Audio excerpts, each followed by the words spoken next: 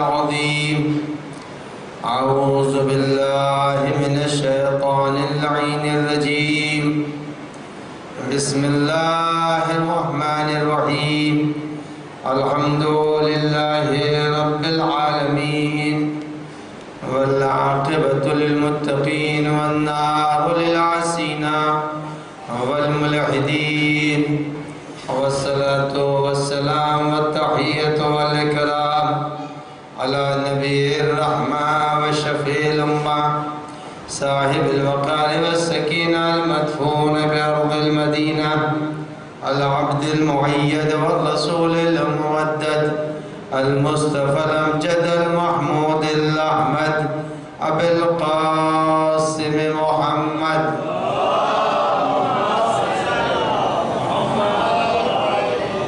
وعلى ابن عمه ووزيره ووصيه وخليفته نور الأنوار حجج الجبار والد الأئمة الأطهار قسم الجنة والنار المولود في البيت ذي الأستار إمام المشارق والمغارب الذي يحبه فرض على الحاضر والغائب غالب كل غالب علي بن أبي طالب.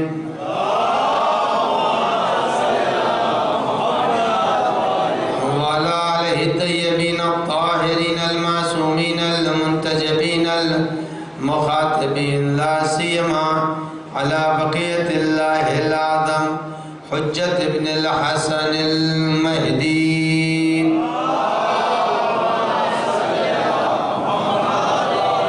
روحي وأرواح العالمين له الفداء واللعنة الدائمة الباقية على أعدائهم أجمعين من ليلنا هذا إلى قيام يوم الدين. أما بعد فقد قال الله الحكيم في كتابه الكريم بسم الله الرحمن الرحيم وقضى ربك ألا تعبدوا إلا إياه وبالوالدين إحسانا. صلوات بورد محمد وعلى محمد. آبدہ سے گزارش ہے کہ ایک بار سورہ فاتحہ کی تلاوت فرما کر سردار قبیلہ اس کے بعد منور علی ابن حیدر علی میر خیرات علی رضوی ابن میر کرم علی رضوی محترمہ محسنہ بیگم زوجہ میر خیرات علی میر عباس علی رضوی ابن میر خیرات علی میر حسن علی رضوی ابن سید عباس علی رضوی طاہرہ بیگم بنت سید ایوب علی نقوی ابن یعقوب علی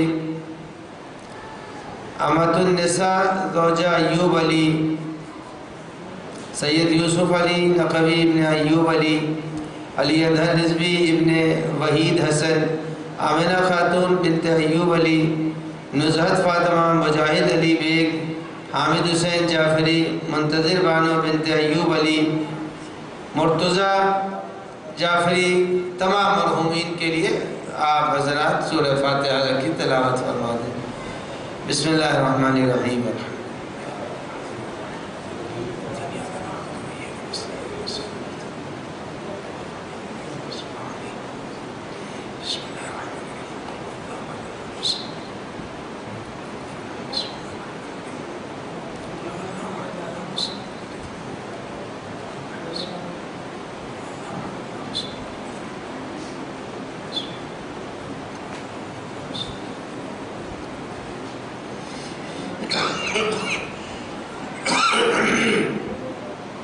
ایک صلوات پڑھ دے محمد وآل محمد.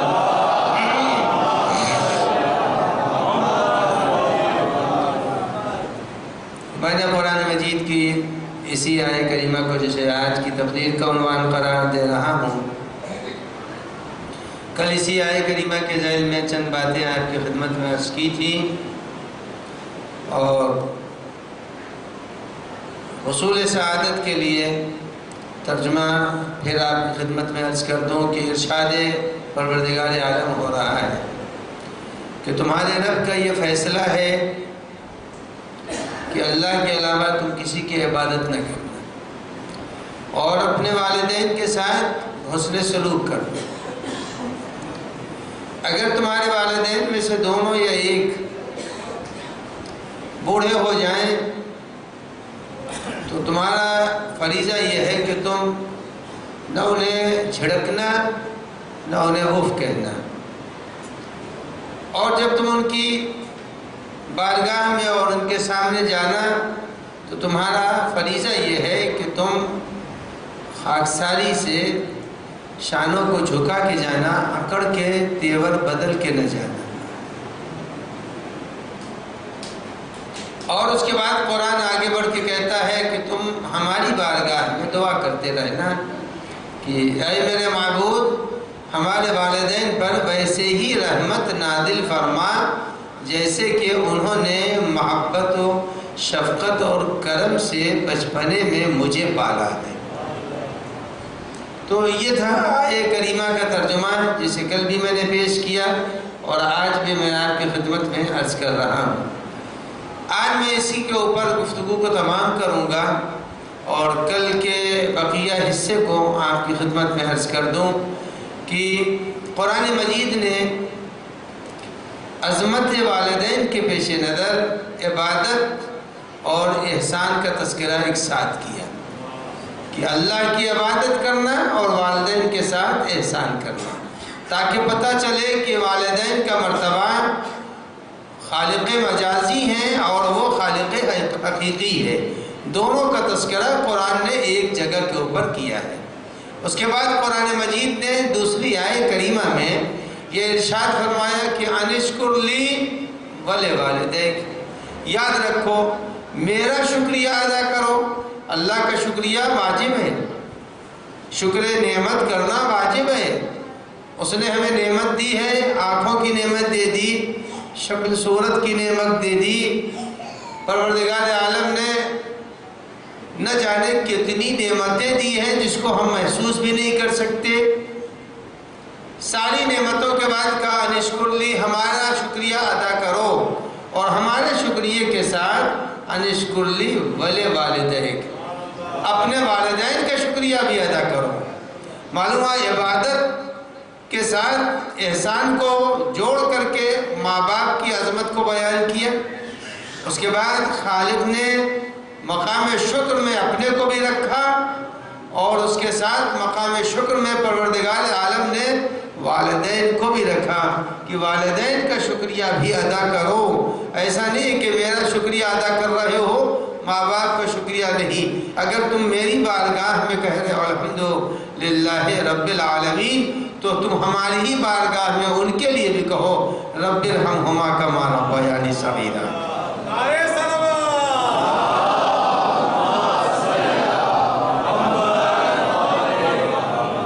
تو ہمارا شکریہ بھی ادا کرو، اور یہ بہت بڑی نعمت اور سعادت ہے کہ رب العزت نے تم کو ماں باپ دیا، ماں باپ تم کو عنایت کر دیا۔ اب کل کی تقریر میں نے عرض کیا تھا کہ ماں کا مرتبہ باپ سے زیادہ ہے، یہ بھی کل تاکید کر دی تھی، آج بھی تاکید کر رہا ہوں۔ گھر میں پارٹی بندی نہیں ہونی چاہیے، یہ نہیں ہونا چاہیے گھر میں پارٹی بندی ہے، اب اپنا باپ کچھ بیٹوں کو اپنی طرف بیٹیوں کو اپنی طرف کر رہا ہے اور ماں اپنی طرف کر رہی ہے۔ نہیں، گھر میں پارٹی بندی نہیں ہونی چاہیے۔ بس یہ عظمت سمجھیے کہ دنیا کے اندر پروردگار عالم نے بتا دیا کہ اگر ایک انسان دنیا میں آنے والا ہے تو ممکن ہے کہ میں بغیر باپ کے میں دنیا میں بھیج دوں، مگر یہ ناممکن ہے کہ بغیر ماں کے کوئی دنیا میں آ جائے۔ باپ کے بغیر تو سب آ سکتے ہیں لیکن ماں کے بغیر کوئی نہیں آئے گا۔ ایک نمونہ اس نے پیش کر دیا کہ عیسیٰ کو باپ کی ضرورت نہیں تھی مگر ماں کی ضرورت تو ہے، تو ماں کی ضرورت بہرحال ہے۔ تو اب آدمی اگر ماں کو بہرحال قرآن مجید نے عظمت دی ہے، ان کے مرتبے کو بیان کیا ہے، اور اگر آدمی یہاں پہ دیکھیں ہمیشہ آدمی اپنے نام کے سامنے لگا دیتا ہے کچھ نہ کچھ، اگر بڑی فیملی کا ہے تو وہی لقب لگا دیتا ہے۔ پروردگار عالم نے انسان کو چونکایا ہے، اللہ نے انسان کو چونکا دیا ہے۔ قرآن کہہ رہا ہے یا بنی آدم، اللہ نے یہ نہیں کہا یا آدم و ذریتہ، یہ نہیں کہا اے آدم اور ان کی اولاد، نے کہا یا بنی آدم، اے آدم کی اولاد، آدم کی اولاد، یعنی کیا ضرورت تھی؟ یہ کہہ سکتا تھا ایھا الناس، اور کہا بھی ہے قرآن میں، لیکن اس نے کہا نہیں، تم کو ہم نسبت سے یاد کریں گے، تم کو نسبت سے یاد کریں گے، یا بنی اسرائیل، اے اولاد یعقوب، ہم تم کو نسبت سے یاد کریں گے۔ کبھی کبھی انسان چونکتا ہے نسبتوں کی بنیاد پر۔ کالے بھائی، پروردگار عالم نے ہم کو ایک شرف دیا ہے۔ دیکھیے عام آدمی روڈ کے اوپر کھانا کھا سکتا ہے، کوئی مسئلہ نہیں کھانا کھانے میں، لیکن اگر ایک کوئی بہت بڑی پوسٹ کا آدمی ہے تو وہ دونوں کے اندر اور آپ خورے کے اندر روڈ کے اوپر نہیں کھائے گا، اس کے اسٹیٹس کے خلاف ہے۔ اسی لیے ہمارے یہاں ہے کتابوں کے اندر کہ اگر کوئی قاضی بن رہا ہے تو قاضی کو روڈ کے اوپر کھانے کی اجازت نہیں ہے، قاضی کو روڈ کے اوپر کھانے کی اجازت نہیں ہے۔ اسی طرح عالم دین کے لیے بھی یہ ہے کہ جیسے عام لوگ روڈ کے اوپر چائے پی رہے ہیں، کھانا کھا رہے ہیں اور چاٹ کھا رہے ہیں، کا عالم نہیں کھا سکتا۔ عالم کو منع کیا کہ نہیں، تمہارا وقار اس سے بلند ہے، تم نہیں۔ تو اب قرآن مجید کہتا ہے یا بنی آدم، اے اولاد آدم۔ جب اولاد آدم کہا اللہ نے تو اب معلوم ہے کیوں اولاد آدم کہا، تاکہ تم کو کچھ تو خیال آئے تم بڑے باپ کے بیٹے ہو، کچھ تو تمہارے ذہن میں یہ آئے تم بڑے باپ کے بیٹے ہو، تم کسی عام آدمی کے اولاد نہیں ہو۔ اس لیے کہ علمہ آدم الاسماء، ہم تم اس باپ کے بیٹے ہو جس کو پڑھانے والا رب ہے۔ بڑی یونیورسٹیوں میں کوئی پڑھ کے آ جاتا ہے کہ یہ کیمبرج کے پڑھے ہوئے ہیں، یہ فلاں جگہ کے پڑھے، یعنی اگر کسی بڑی یونیورسٹی سے پڑھ کے آدمی آتا ہے اس نسبت کو بہت اپنے لیے باعث فخر سمجھتا ہے۔ اللہ نے کہا اپنے کو باعث فخر بناؤ۔ کیسے بناؤ گے؟ اس لیے کہ تم اولاد آدم ہو، اور جب اولاد آدم ہے تو آدم کو میں نے پڑھایا تھا، جب میں نے پڑھایا ہے تو تم بھی اپنے باپ کی خوبیوں کے ساتھ دنیا میں جینا، باپ کی خوبیوں کو چھوڑ کے دنیا میں نہ جینا۔ تو جب باپ کی خوبیاں آتی ہیں تب آدمی جو ہے وہ کہیں جا کر کے کچھ بنتا ہے۔ تو اب اللہ نے کہا کہ یاد رکھو ماں کا مرتبہ باپ سے بہتر ہے۔ یا بنی آدم، آپ ان کو جگہ دے دیجئے۔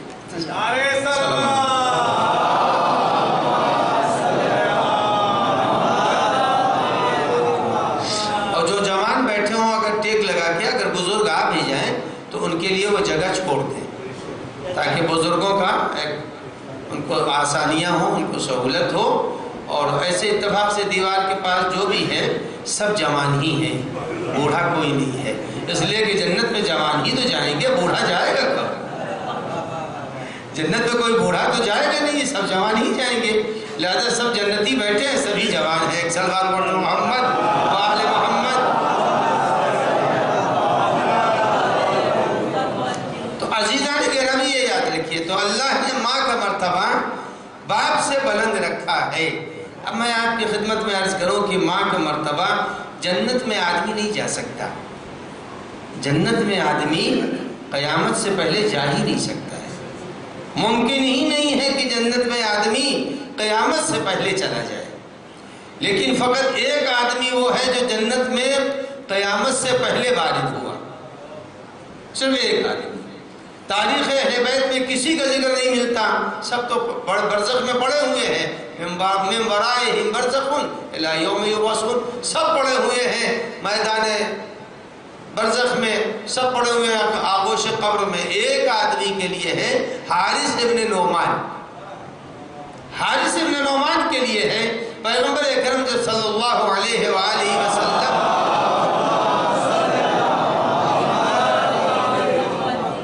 پیغمبر اکرم جس وقت معراج میں تشریف لے گئے تو رسول اللہ نے جنت میں، ملائکہ وغیرہ سے تو بھری ہے جنت، لیکن پیغمبر نے جنت میں آدمی کی بول چال سنی کہ کوئی آدمی بول رہا ہے۔ ملائکہ کے بولنے پر متوجہ کیسے ہوتے؟ تم آئیے، ملائکہ کی جگہ، حور کی جگہ، غلمان کی جگہ، لیکن وہاں کے اوپر پیغمبر جب پہنچے تو کسی آدمی کے بولنے کی آواز آئی۔ جب آدمی کے بولنے کی آواز آئی تو پیغمبر اکرم صلی اللہ علیہ وآلہ وسلم نے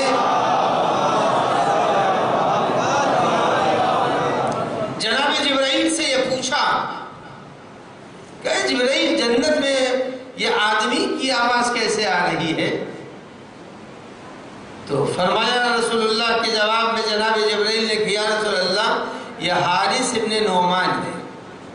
آپ کا ذہن ادھر نہ چلا جائے، حارث ابن نعمان فہری کی طرح، غدیر والا، وہ تو جہنمی تھا، وہ تو یہیں پر پٹ کے رہ گیا، کہا اس کی طرف نہ جانے پائے، کہا حارث ابن نعمان ہے، کہا کہ کیا خوبی ہے کہ قیامت سے پہلے یہ وارث جنت ہو گیا؟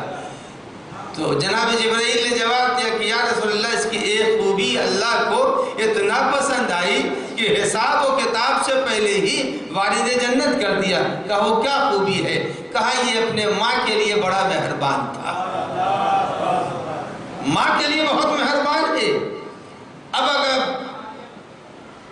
مرتبہ ماں کا سمجھنا ہو تو اسی ایک حدیث سے ماں کا مرتبہ سمجھ میں آ جائے گا کہ ماں کا مرتبہ کتنا اہم ہے، ماں کس قدر عظمت رکھتی ہے۔ اور ماں کی عظمت کے لیے ماں کی دنیا کی عمر جو نیٹ کے اوپر پڑی ہوئی ہے 4.5 ارب 43 کروڑ سال پرانی یہ دنیا ہے۔ ہمارا کہہ دینا آسان ہے، شمار کرنا مشکل ہے۔ 4.5 ارب اور 43 کروڑ برس پہلے یہ سائنسدانوں کا نظریہ ہے کہ یہ دنیا پیدا ہوئی ہے۔ اب بتائیے 4.5 ارب اور 43 کروڑ سال پرانی یہ دنیا ہے۔ اب جب اتنی پرانی دنیا ہے تو اب عزیزان گرامی اس دنیا کی پیدائش اتنی پرانی ہے۔ ایک شخص آتا ہے نبی اکرم صلی اللہ علیہ وآلہ وسلم کی خدمت میں،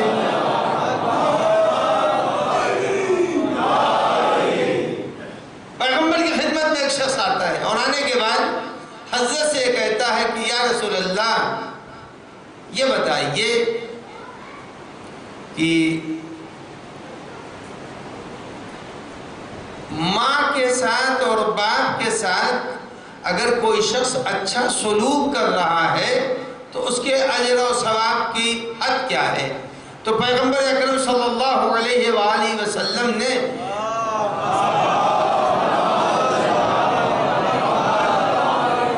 حد بتا دی کہ حد یہ۔ اس کے بعد اس نے کہا اچھا یہ بتائیے کہ اگر کسی نے اپنی ماں کے ساتھ اچھا برتاؤ کیا، اچھا برتاؤ اگر ماں کے ساتھ کیا، اچھا سلوک کیا، اس کی خدمت کی، اس کے لیے نیکی کا عمل انجام دیا، تو اس کے لیے کیا ثواب ہے؟ اب آئیے، اب یہاں پیغمبر اکرم صلی اللہ علیہ وآلہ وسلم فرماتے ہیں، دیکھیے یہ سارے موضوعات دنیا میں بالکل ہی نہ بیان ہوتے، یہ تو مسکین صاحب نے محسوس کیا کہ اس بات کو عوام میں آنا چاہیے، تو انہوں نے ہمیں خبر دے دی کہ ہم آپ کے نام کے سامنے یہ موضوع بھی لکھ دیتے ہیں۔ ہم نے کہا لکھ دیجیے۔ تو عزیزان گرامی معلوم یہ ہوا، کل کی تقریر جو میں نے کی تھی اس سے بھی اندازہ ہوا، آج مجمع کے اندر جو توجہ ہے اس سے اندازہ یہ ہو رہا ہے کہ مجمع چاہتا ہے ماں کی حقیقت کو سمجھ لے۔ تو عزیزوں، ماں کی عظمت کے لیے پیغمبر کا یہ ارشاد جب آنے والے نے آ کے پوچھا کہ یہ بتائیے اگر کسی نے ماں کے ساتھ اچھا سلوک کیا تو اس کا ثواب کیا ہے؟ نبی اکرم صلی اللہ علیہ وآلہ وسلم فرماتے ہیں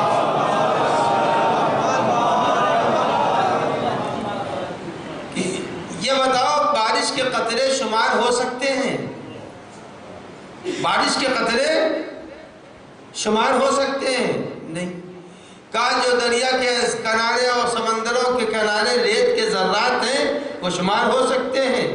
نہیں ہو سکتے۔ کہ نہ بارش کے قطرے شمار ہو سکتے، نہ دریا کے کنارے پائے جانے والے ذرات شمار ہو سکتے ہیں، شماری نہیں ہو سکتے۔ اب پیغمبر نے فرمایا جب سے دنیا بنی ہے، پیغمبر کی نظر میں دنیا کب بنی خدا بہتر جانتا ہے، یہ تو دنیا والے کہہ رہے ہیں 4.5 ارب 43 کروڑ سال پہلے یہ دنیا بنی ہے۔ پیغمبر نے کہا جب سے دنیا بنی ہے، اگر اس وقت سے آدمی ماں کی خدمتوں کو شمار کرنا چاہے تو شمار نہیں کر سکتا ہے۔ ماں کا اتنا بڑا مرتبہ ہے، ماں کا اتنا بڑا مرتبہ ہے، ماں کے مرتبے کو محسوس کرنا ناممکن ہے، ناممکن ہے۔ امام جعفر صادق علیہ السلام کو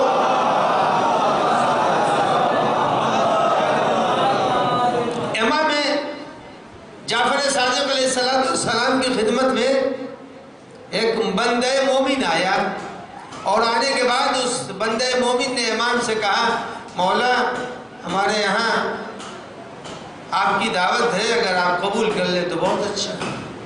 مومن کی دعوت کو اب امام کا اور مومن کا کوئی مقابلہ ہے یا نہیں ہے؟ کہاں جنت میں کے سردار اور کہاں بندہ مومن، لیکن آدمی کو دعوت مومن ٹھکرانا نہیں چاہیے۔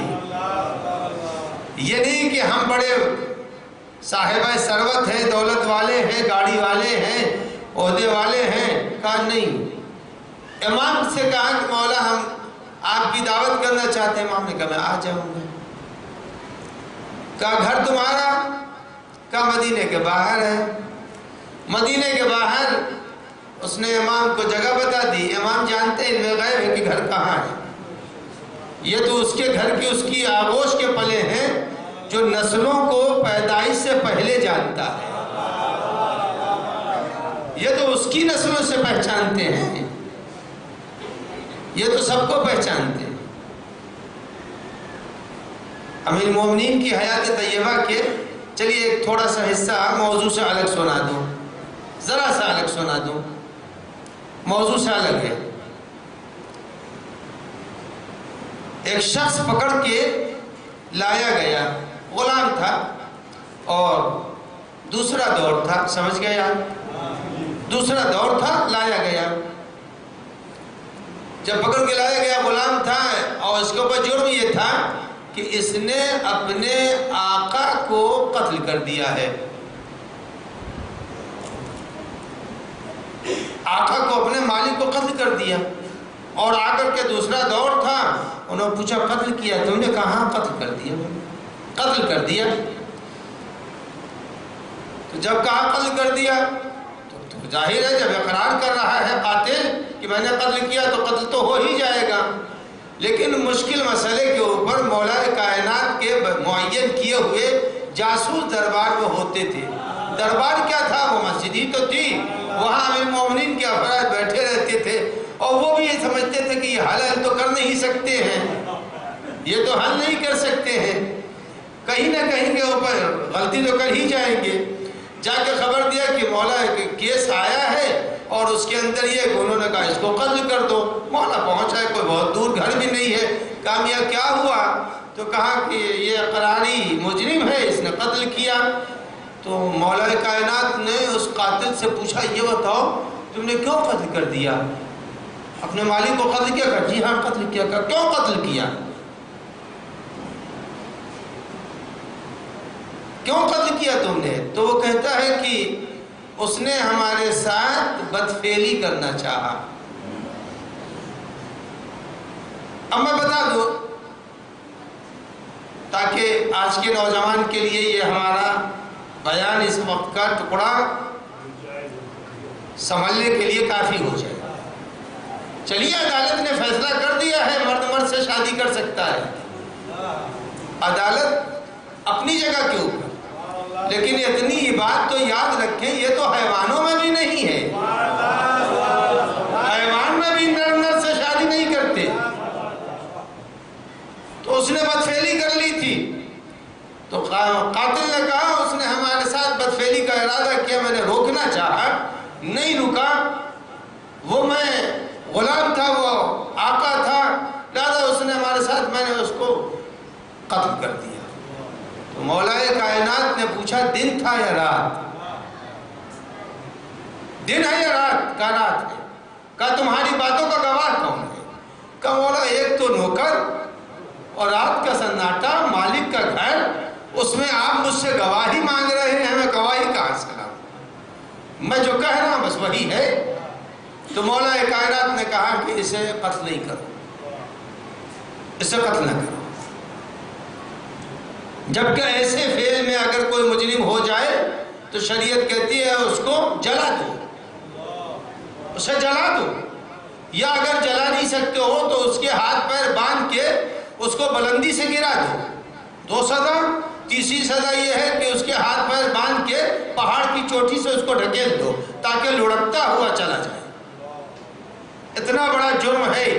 امیر المومنین نے فرمایا اس کو قتل نہ کرو۔ اس کے بعد حضرت نے فرمایا کہ یاد رکھو اگر یہ اپنے دعوے میں صحیح ہے تو 3 دن کے بعد فیصلہ کروں گا، 3 دن کے بعد فیصلہ کروں گا۔ امیر المومنین نے کہا 3 دن کے بعد فیصلہ کروں گا، تو اب مجمع تو حیران ہے کہ یہ 3 دن کے بعد، آج تک تو علی نے 3 دن کے بعد کا مسئلہ ہی رکھا، ہر مسئلے کا جواب تو اسی وقت دیا، یہ 3 دن کے بعد فیصلہ کیسے ہوگا؟ تو لوگوں نے پوچھا کہ یہ بتائیے کہ 3 دن کے بعد فیصلہ کیسے ہوگا؟ تو مولا نے کہا اگر اس فعل کا مجرم تھا یہ شخص، جیسا یہ قاتل کہہ رہا ہے کہ اگر اس نے یہ کیا ہے تو یہ قبر میں اس کی لاش نہیں ہوگی بلکہ قوم لوط کے ساتھ پہنچا دی جائے گی۔ جب یہ کہا تو مجمع نے کہا اے علی اب تک تو میں دنیا میں زندہ کا فیصلہ کرتے ہوئے آپ کو میں نے حاکم پایا تھا، لیکن یہ زمین کے نیچے کا فیصلہ آج تک دنیا میں کسی نے نہیں کیا۔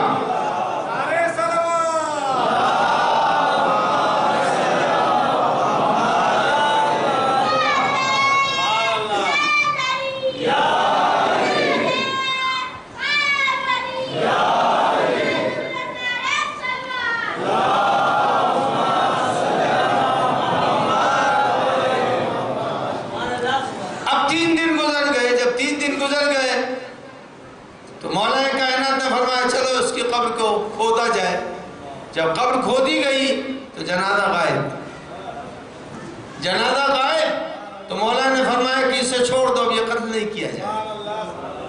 تو عزیزان گرامی اچھا ہوا کہ یہ بات زبان پر آ گئی تاکہ آج کے نوجوان کو معلوم تو ہو جائے کل کا علی جو فیصلہ کر رہا تھا آج کی عدالت کے خلاف ہے۔ تو اہل بیت کے چاہنے والوں کو چاہیے وہ اہل بیت کے فیصلوں پر عمل کریں۔ عدالت کا فیصلہ جہاں کہیں کے اوپر ہے وہ ماننے کے لائق ہے، لیکن یہ سارے فیصلے قابل قبول نہیں ہیں۔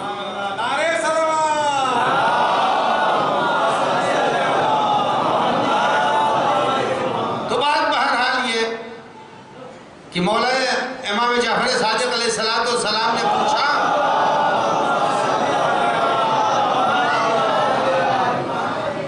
تمہارا گھر کہاں ہے؟ اس نے اپنے گھر کو بتا دیا۔ امام پہنچے، گھر کیا تھا؟ گھر کچھ بھی نہیں تھا، ایک جھوپڑی تھی، بس جھوپڑی، اور اس نے چٹائی بچھا دی، چٹائی بچھا کر امام کو بٹھلا دیا۔ اس نے جب امام کو بٹھلا دیا، امام سے اس نے کہا کہ مولا مجھے اتنی اجازت دے دیجئے کہ میں ذرا دیر میں ابھی آپ کے سامنے اپنا سفرہ لگا دیتا ہوں، ذرا مجھے مہلت دے دیجئے۔ مولا دیکھ رہے ہیں کہ اس کے جھوپڑے میں ایک چھوٹا سا جھولا ہے، اس جھولے میں ایک بہت ہی ضعیف عورت ہے، بہت ہی ضعیف عورت ہے۔ اس نے رسی کو ڈھیلا کیا، جھولا نیچے آ گیا، اور اس نے پیالی میں دودھ لیا اور روئی لی، اور روئی کے ساتھ اس نے ڈبو کے ایک پیالی دودھ اس نے اس ضعیفہ کو پلا دیا۔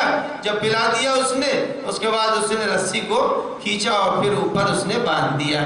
جب باندھنے کے بعد امام کے سامنے سفرہ لگایا، امام نے پوچھا کہ تم جب پلا رہے تھے اور پلانے کے بعد جب دودھ ختم ہو گیا اس نے کچھ کہا، کیا کہا تم سے؟ تو کہا مولا دانت نہیں ہے، حد سے زیادہ ضعیف ہو گئی ہے، میں سمجھ نہیں سکا۔ دیکھیں ایک طرف تو امام گھر پوچھ رہے ہیں، ایک طرف امام گھر پوچھ رہے ہیں، اس کے بعد یہ فرمایا کہ یہ بتاؤ اس نے کہا کیا تھا؟ کہا مولا نہیں سمجھ میں آتا۔ کہتی ہے جب میں ان کی کوئی خدمت کرتا ہوں یہ مجھے جواب میں کچھ کہتی ہے، میں سمجھ نہیں پاتا۔ امام نے کہا یہ تمہارے حق میں دعا دیتی ہے، اور تمہارے حق میں جو دعا دی ہے وہ قبول بھی ہے۔ کہا مولا وہ دعا کیا ہے؟ کہا دعا یہ کی ہے کہ پالنے والے میرے بیٹے کو جنت میں حضرت موسیٰ کے ساتھ رکھنا۔ تو معلوم یہ ہوا نوجوانوں میرے عزیزوں، اگر آدمی ماں کی خدمت کر رہا ہو تو ماں کی خدمت اور ان سے اگر دعائیں لے رہا ہو تو یہ یاد رکھنا یہ دعائیں نہ بیکار نہیں جاتی، یہ دعائیں کارآمد ہیں۔ اولاد کے حق میں ماں باپ کی دعا کارآمد ہوتی ہے، ہمیشہ برابر والے کی دعا سن لی جاتی ہے۔ اگر ایک ٹیچر سے کہہ دیا ارے بھائی ذرا فلاں صاحب کی کاپی دیکھ لیجئے گا، اب اس کاپی کے اوپر ان کی نظر زیادہ ہوگی۔ اگر ایک ڈاکٹر نے ڈاکٹر سے کہہ دیا ارے بھائی وہ آپ کے ایریے میں ہمارا ایک جاننے والا ہے ذرا اس کو دیکھ لیجئے گا، اب ڈاکٹر عام مریض کی طرح نہیں، چونکہ برابر والے نے بات کہی ہے، اب جب برابر والا بات کہتا ہے تو اس کی بات کو سن لیا جائے گا۔ اگر ایک سی ایم نے دوسرے اسٹیٹ کے سی ایم سے کہا ارے بھائی تمہارے ہاں وہ ہمارا آدمی ہے ذرا دیکھ لینا، تو اب اس کی بات کو زیادہ سنا جائے گا۔ یعنی ہم مرتبہ کی گفتگو اور سفارش کو زیادہ سنا جاتا ہے۔ وہ خالق حقیقی ہے، ماں خالق مجازی ہے۔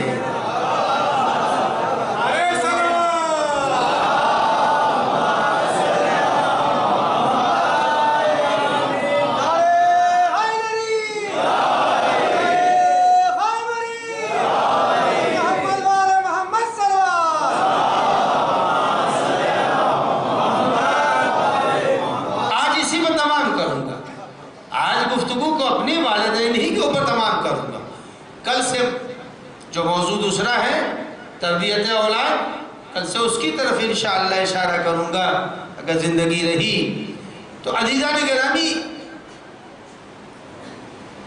ماں کی دعا اس لیے خدا سنتا ہے چونکہ یہ خالق مجازی ہے اور وہ خالق حقیقی ہے۔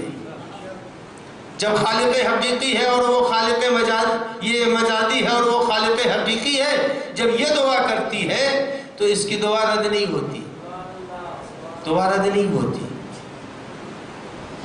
تو ہر آدمی کو چاہیے کہ اگر ماں باپ زندہ ہیں تو بڑی نعمت ہے، میں تو محروم ہوں۔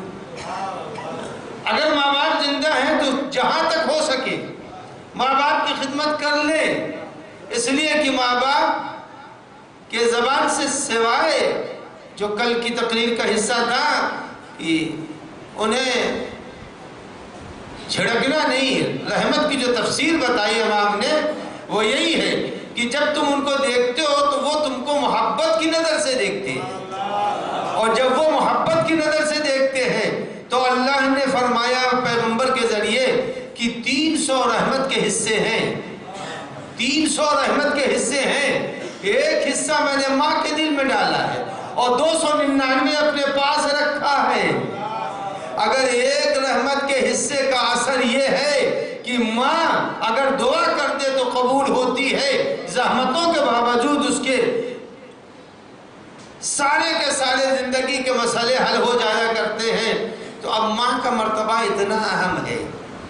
اب ایک بڑا مشہور، میں نے بھی اس کو پڑھا ہے لیکن ذرا زحمت نہ ہو تو ذرا آپ حضرات آگے تشریف لائیں، وہ بیچارے مومنین ادھر بیٹھے ہوئے ہیں اور ذرا آپ حضرات آگے تشریف لائیں۔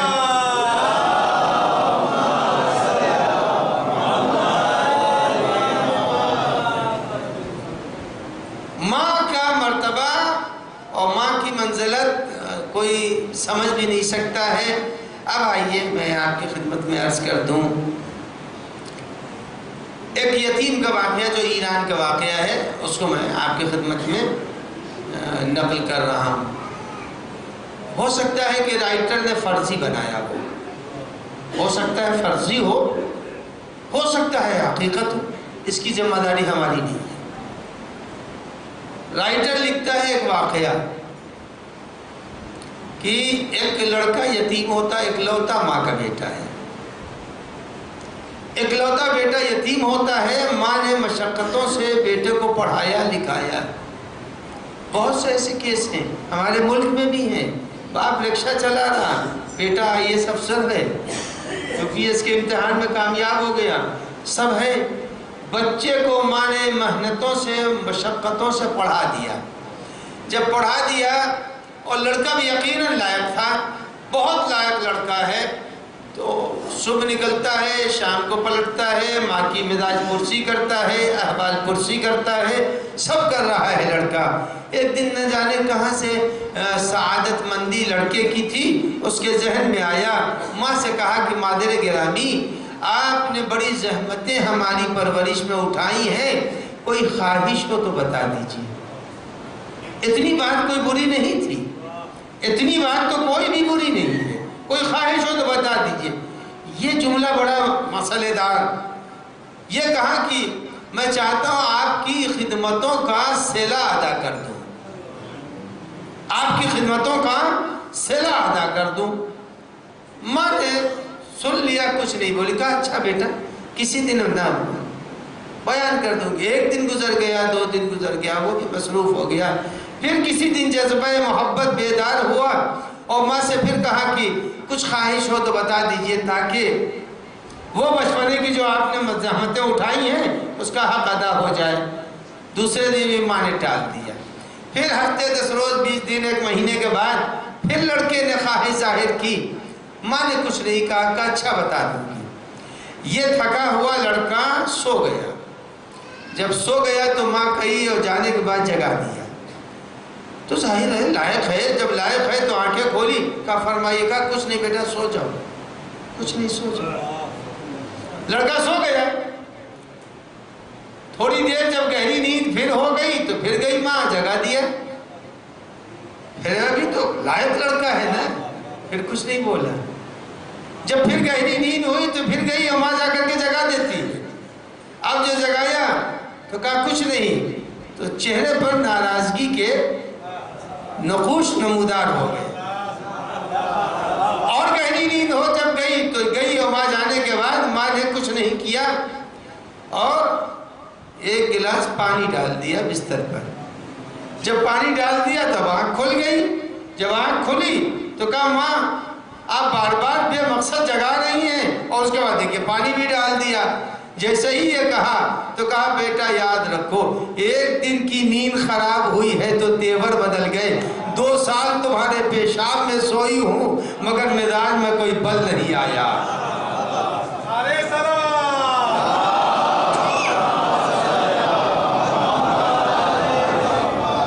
تو عزیزوں یہ یاد رکھیے، ماں کا مرتبہ بہت بلند ہے، اور جو چیز میں آپ کی خدمت میں عرض کر رہا ہوں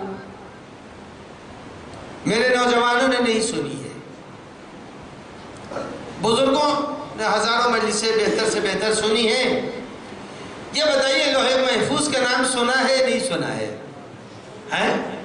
لوح محفوظ سنا ہے نہیں سنا ہے؟ وہ تختی جس کے اوپر قرآن مجید، جس کے اوپر اللہ کے احکام، وہ جس کے اوپر آتے ہیں اس کو کہتے ہیں لوح محفوظ۔ اس لوح محفوظ کی پہلی عبارت کیا ہے جو پیغمبر اکرم صلی اللہ علیہ وآلہ وسلم بیان کرتے ہیں؟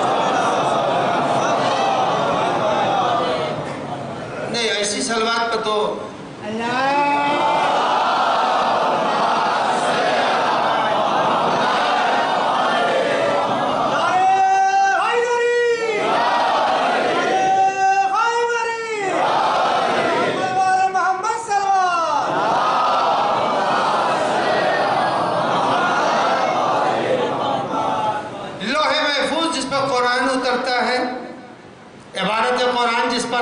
جس کے لیے قرآن کہہ رہا ہے، خود قرآن مجید کہتا ہے لا یمسہ الا المطہرون۔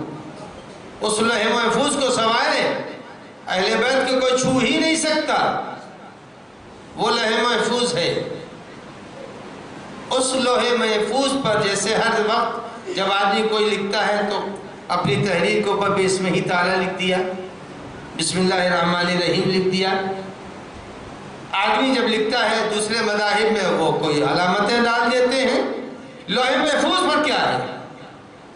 لوح محفوظ پر سب سے پہلی عبارت ہے کیا؟ لوح محفوظ پر سب سے پہلی عبارت پیغمبر نے فرمایا، اس پر لکھا ہوا ہے انی انا اللہ، انی انا اللہ،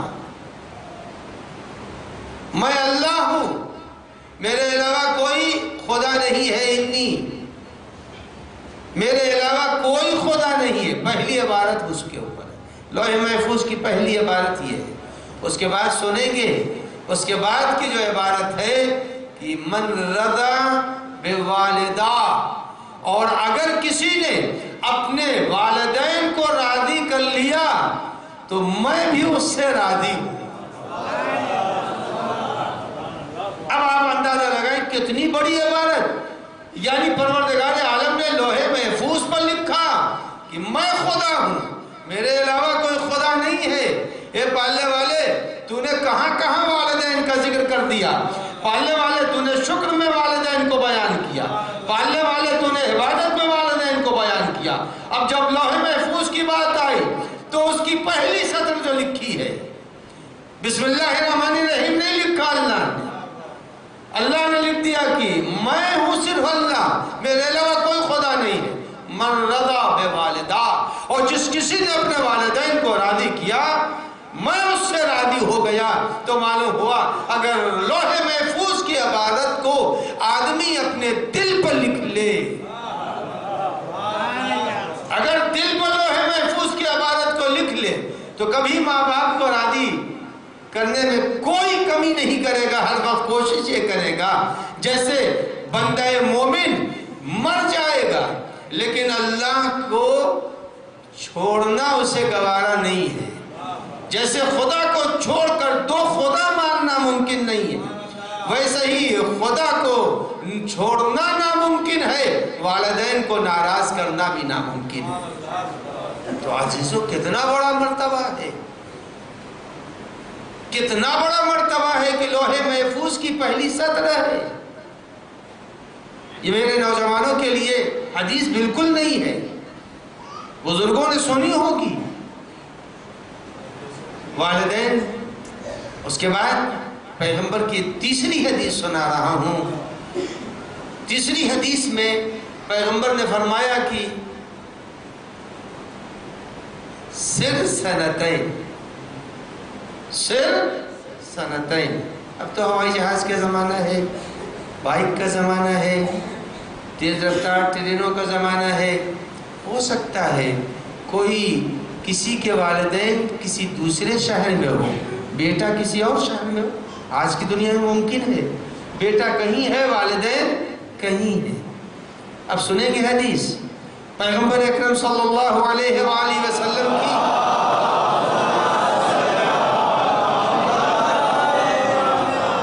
آج اسی پہ بات کو تمام کر دوں گا۔ اب کل سے دوسری بات وہ ہے بورڈ کے اوپر جو لکھا ہوا ہے تربیت اولاد، اولاد کو کیسے پالا جاتا ہے وہ کل سنیے گا۔ آج تو یہ ہے کہ اولاد اپنے باپ کے ساتھ اور ماں کے ساتھ سلوک کیسے کرے وہ سن لیجئے۔ اب عزیزو،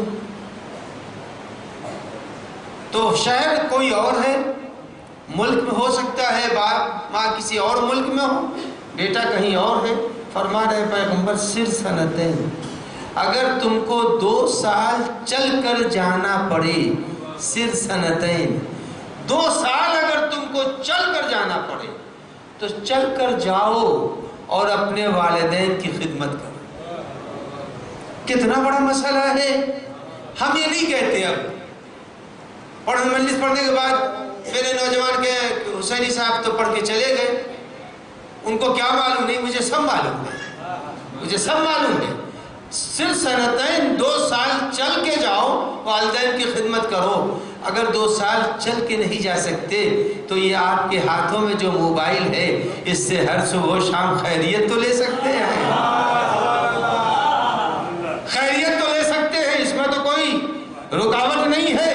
ارے اب تو ماشاءاللہ اگر ملک کے اندر ہے تو جیو. صلوات پڑھ دے محمد وآل محمد.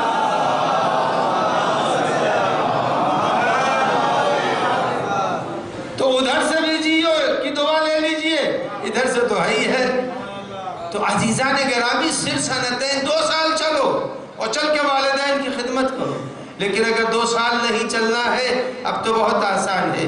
صبح میں اٹھیے, کبھی کبھی ماں باپ فون کرتے ہیں, بیٹا خیریت سے ہو, مزاج برہم ہو جاتا. ہر روز کیا فون کر رہے ہیں, ہر روز نہیں. جیسے ہی وہ فون کریں, ان کے فون سے پہلے اپنی خیریت بتا دینا چاہیے.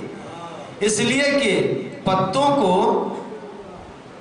کو سیرابی درخت کی جڑوں سے ملتی ہے.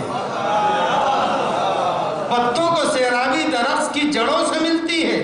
جب پتوں کو سیرابی اور شاخ کو سیرابی درخت کی جڑوں سے ملتی ہے, تو جڑ کا فریضہ یہ ہے کہ وہ شاخ کو توانائی پہنچاتی رہے. ماں باپ اپنی اولاد کو ایک اپنے وجود کا حصہ سمجھتے ہیں, لہذا وہ چاہتے ہیں ہم کو اپنی زندگی میں اور ہمارے بعد ہمارے بچوں کو کوئی زحمت نہ ہو, کوئی مشکل نہ ہو. اب عزیزوں, اتنا کام تو ہر نوجوان کر سکتا ہے. کون سا مشکل کام ہے؟ ایک ٹیلی فون اٹھائے صبح میں, اور اٹھانے کے بعد اپنے والدین سے کہہ دیں ہم خیریت سے, بس ہمارے حق میں آپ دعا کیجئے گا. جس وقت فون اولاد کر دے گی, یہ یاد رکھیے ہمارا کچھ بھی 2 نیا پیسہ بھی نہیں گیا, لیکن ادھر سے دعاؤں کا ایک بڑا قافلہ چل پڑا.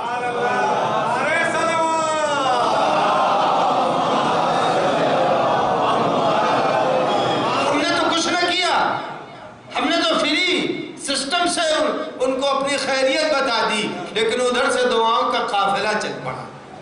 سپورٹ کے لیے قافلہ چل رہا ہے. تو میرے عزیزوں, خدا بھلا کرے مسکین صاحب کا کہ انہوں نے ایک اچھا موضوع آپ حضرات کے لیے منتخب کیا, تاکہ نوجوان باخبر تو ہو کہ والدین کا مرتبہ کیا ہے. تو صرف سنتین 2 سال کی اگر دوری پر بھی ماں باپ ہے تو سفر کرو, جاؤ اور جا کر کے ان کی مزاج پرسی کرو, ان کی خدمت کرو. اس کے بعد ہم نے جب تک یہ حدیث پڑھی نہیں تھی, ہم سمجھتے تھے کہ یہ بزرگوں نے بنا لیا ہے. کچھ چیزیں حدیث میں ہیں, لیکن جب تک میری نظر سے نہیں گزرتی میں اس کو سمجھتا ہوں بزرگوں نے بنا لیا ہے. مثلا کئی طرح کی حدیثیں ہیں, لیکن بات ہماری رہ جائے گی, اس لیے میں ان ساری چیزوں کو چھوڑ رہا ہوں. ایک حدیث بچپن سے سنتا آ رہا ہوں کہ جیسا تم اپنے والدین کے ساتھ کرو گے, ویسا تمہاری اولاد تمہارے ساتھ کرے گی. سنتے ہی آیا تھا بس, لیکن حقیقت میں 2 حکم پیغمبر نے ایک ساتھ دیا ہے. اور حضرت نے فرمایا کہ یاد رکھو, تم اپنے والدین کے ساتھ جیسا کرو گے ویسا ہی تمہاری اولاد تمہارے ساتھ کرے گی. ویسے ہی اولاد تمہارے ساتھ کرے گی. اب اس سے زیادہ سمجھنے کے لیے کوئی اور بہترین انداز, چونکہ انسان مزاجن خود غرض ہے, مزاجن. تو پیغمبر نے فرمایا کہ دیکھو, اگر تم یہ چاہتے ہو کہ تم کو سکھ پہنچے تمہاری اولاد سے, تو تم اپنی اولاد کو, اپنے والدین کو سکھ پہنچا دو. انہیں تم راحت پہنچاؤ گے تو تم کو تمہاری اولاد راحت پہنچائے گی. یہ حصہ تقریر کا میرے مربوط تھا اس وقت کی مجلس سے, لیکن جو ایک اور حصہ ہے وہ غضبناک ہے, عجیب و غریب ہے. ایک صلوات پہلے پڑھ دیں محمد والا.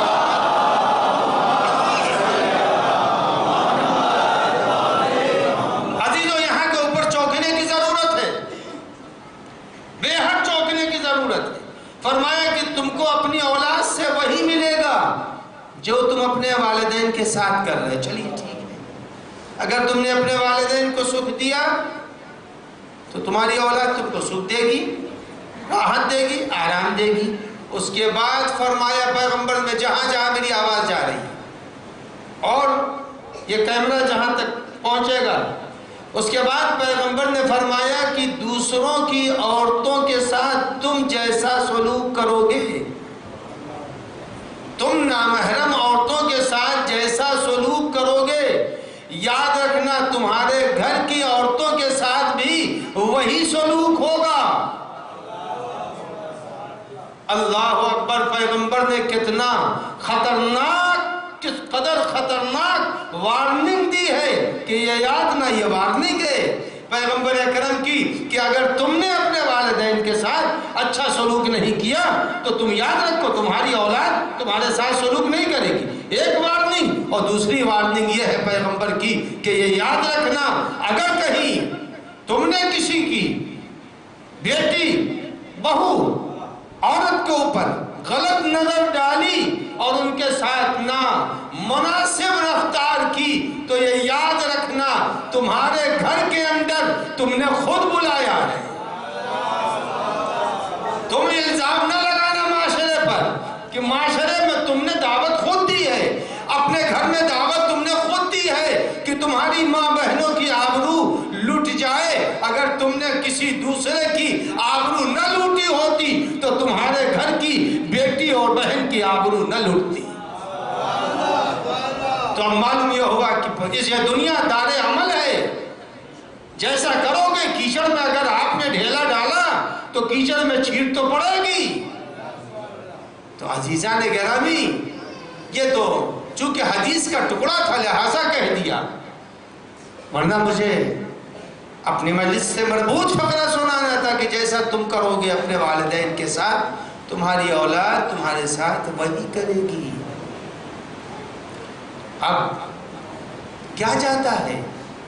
آخری بات کیا جاتا ہے؟ ماشاءاللہ اتنا بڑا مجمع بیٹھا ہوا ہے،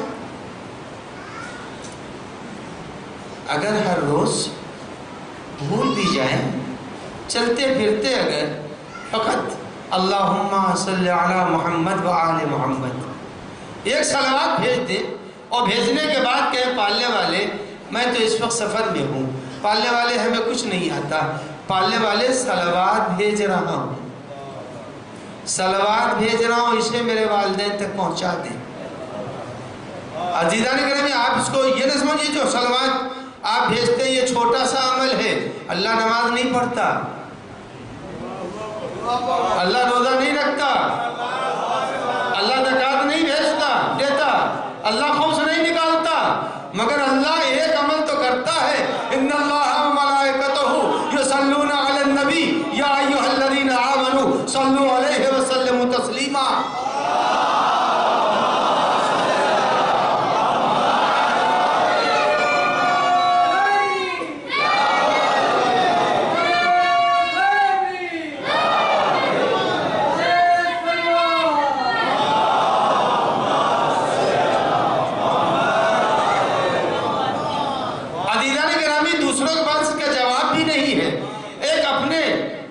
شیعہ بچے نے ایک بہت بڑے عالم دین سے پوچھ لیا،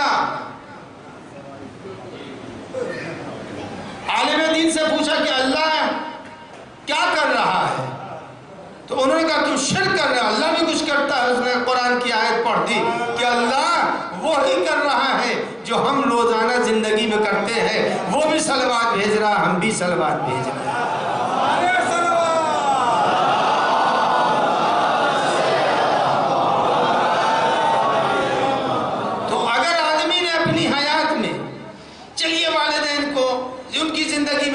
نہیں کی، بہت سے ایسے مومنین ہیں، ایسے نوجوان ہیں، ایسے افراد ہیں، تو اس میں کف افسوس ملنے کی ضرورت نہیں ہے، کف افسوس ملنے کی ضرورت نہیں ہے، بس ندامت ہی اللہ کو قبول ہے۔ وہ تو ارحم الراحمین ہے کہ پالنے والے ہم نے ان کی زندگی میں ان کے ساتھ کچھ بھی نہیں کیا، ایک جوڑے کپڑے بھی نہیں دیے، ان کو 10 روپے بھی نہیں دیے، دے سکتے تھے نہیں دیا، اچھا نہیں دیا تو نہ صحیح، دنیا مٹنے والی ہے رہنے والی ہے، مٹنے والی ہے، کہا پالنے والے کچھ نہیں، قبر اگر قریب ہے قبر پر چلے جائے، سورہ الحمد پڑھ دے، سورہ قل هو اللہ پڑھ دے، سورہ یاسین پڑھ دے، سورہ ملک پڑھ دے، پتہ نہیں کبھی پڑھا ہے نہیں پڑھا ہے میں نے، نبی اکرم صلی اللہ، ایک گھنٹہ تو ہو گیا بھائی،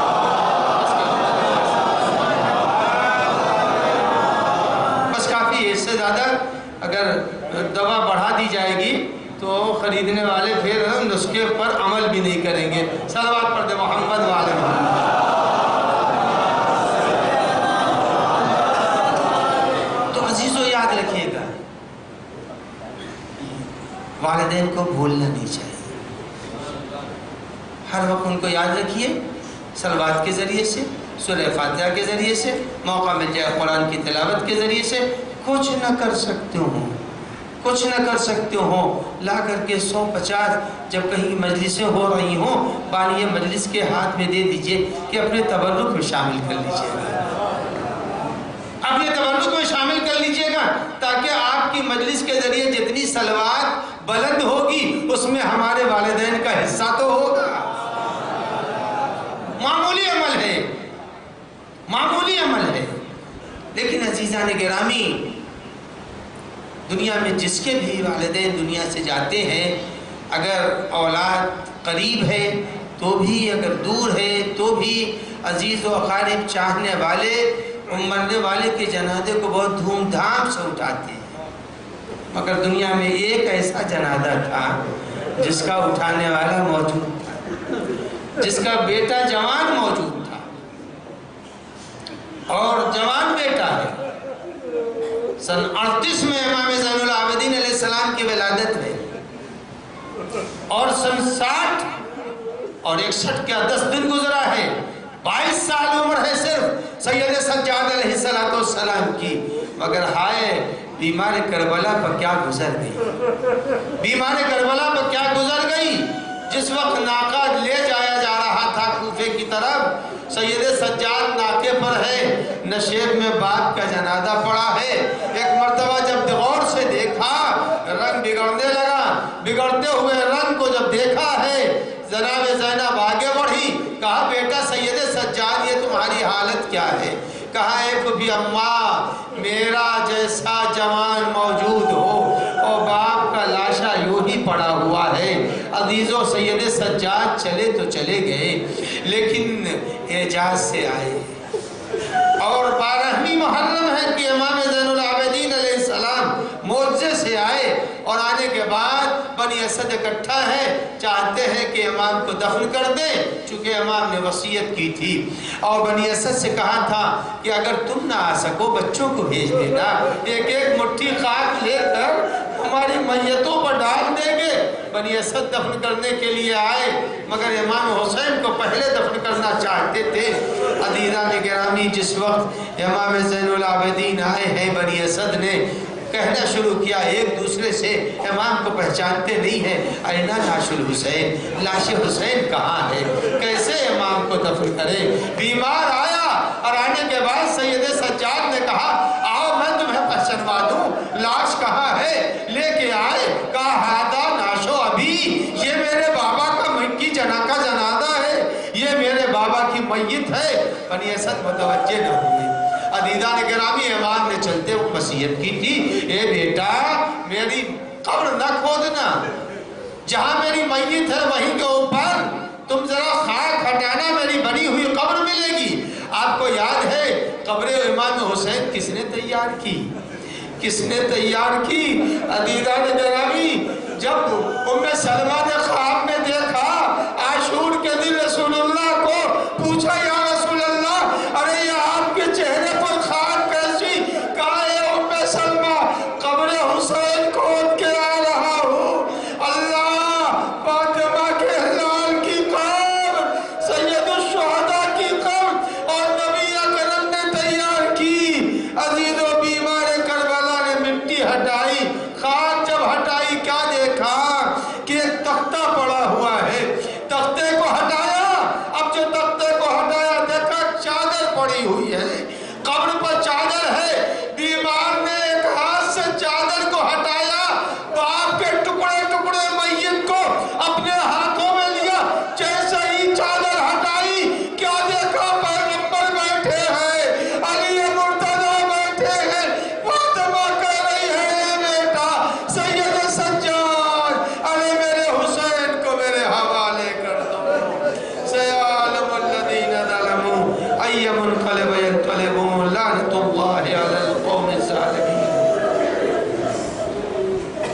وكل وليك الحجة ابن الحسن صلواتك عليه وعلى آبائه في هذه الساعة وفي كل ساعة وليا وحافظا وقائدا وناصرا ودليلا معينا حتى تسكنه أرضك طوعا وتمتعه فيها طويلا يا الله یا اللہ یا اللہ یا اللہ۔